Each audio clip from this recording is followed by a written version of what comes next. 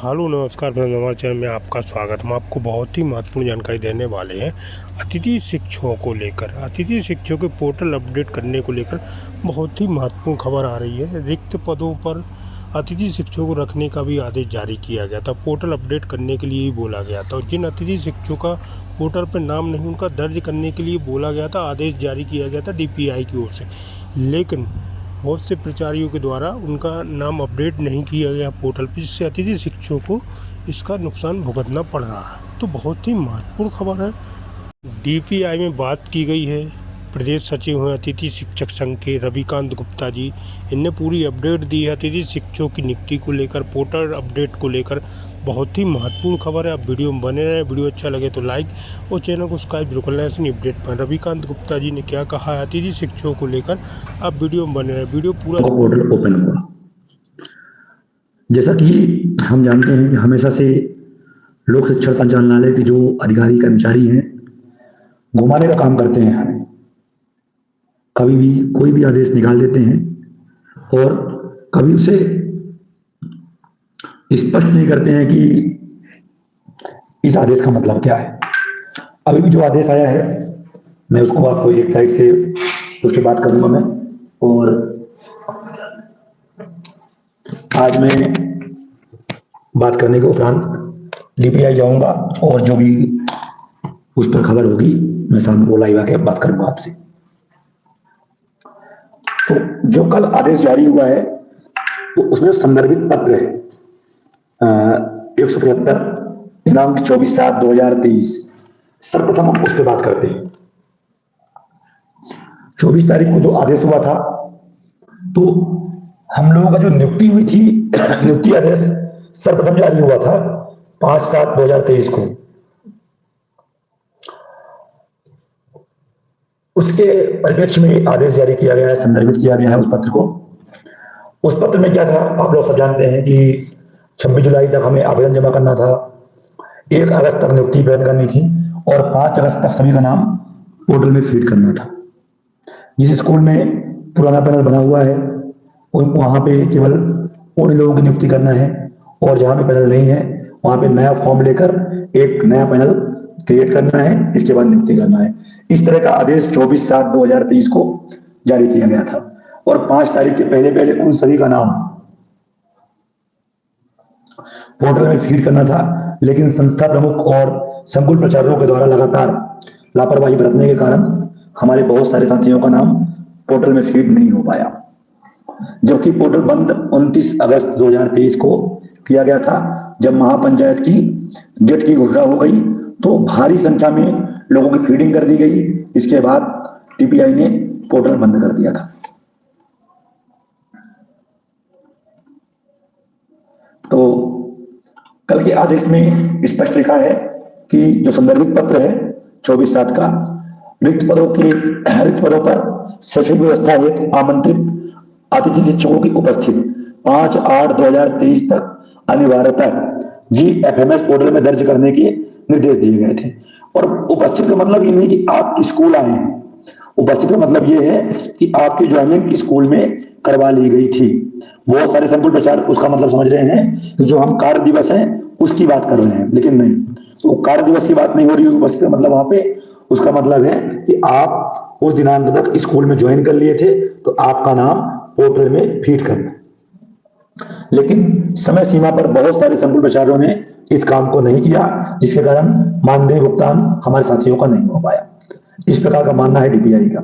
इसके बाद उन्होंने कहा है कि उक्त परिप्रेक्ष्य में संकुल प्रचार रिक्त पदों के विरुद्ध अतिथि शिक्षक की संस्था में उपस्थित के आधार पर GFMS पोर्टल में उपस्थित दर्ज करेंगी। पोर्टल में दर्ज की गई उपस्थिति रिक्वेस्ट जिले एवं संभाग के लॉगिन में प्रदर्शित होगी। संकुल प्रचार द्वारा प्रेषित की गई रिक्वेस्ट का जिला शिक्षा अधिकारी एवं संभागीय संयुक्त संचालक के परीक्षण के एवं अनुमोदन उपरांत निम्न समय सारणी अनुसार कार्यवाही की जाए, इस तरह का निर्देश दिया है। तो इसका मतलब यह है कि DPI ने एक नया इंटरफेस तैयार किया है, जिसमें उन्होंने अब संकुल प्रचारकों को फीडिंग की सुविधा तो प्रदान कर रहे हैं वो, लेकिन वो उसका अप्रूव करने का काम DO को, जिस प्रकार से रिक्त पदों के लिए कि रिक्त पद जो है संकुल प्रचार अपने यहाँ से रिक्वेस्ट करेगा और जो जिला शिक्षा अधिकारी है उसे अप्रूवल देगा। इसी प्रकार फीडिंग की भी व्यवस्था जो है अब संकुल प्रचार फीडिंग के लिए रिक्वेस्ट करेगा और उसे उस रिक्वेस्ट को जो जिला शिक्षा अधिकारी हैं उसे एक्सेप्ट करेंगे। इसके बाद ही आपकी फीडिंग संभव हो पाएगी। संकुल स्तर में कार्रवाई क्या करनी है? संकुल में जो अतिथि शिक्षक स्कूल में कार्यरत है, जिनकी उपस्थित जेएफएमएस पोर्टल में दिनांक 5/8/23 तक दर्ज नहीं की गई है, इन लोगों की उपस्थित रिक्वेस्ट को जेएफएमएस पोर्टल पर दर्ज करना है।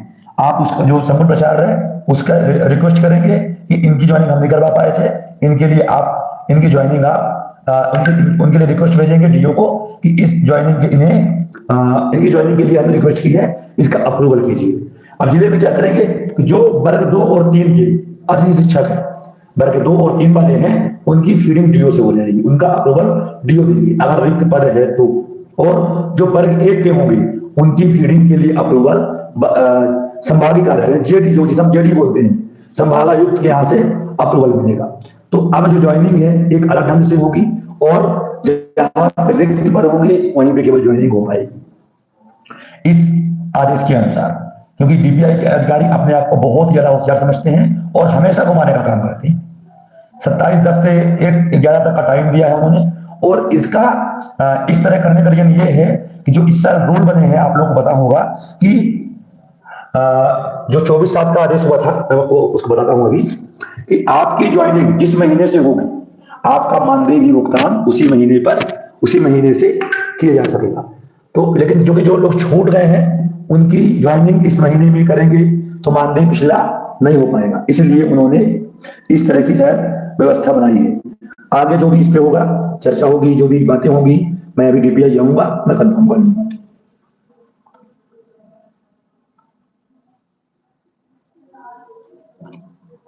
आप अगर 24/7 का एक आदेश देखेंगे तो इस पे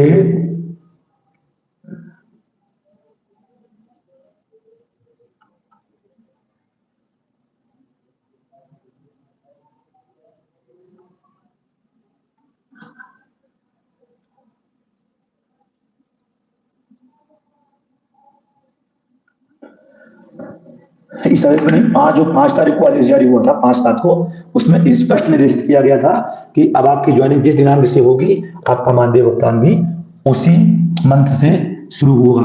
पूर्व में आपका ज्वाइनिंग दिनांक वो नहीं लेगा। जैसे आपकी ज्वाइनिंग अगर अक्टूबर में हो रही है संकुल स्तर से, तो आपका पोर्टल में अक्टूबर से ही मानदेय भुगतान होना शुरू होगा।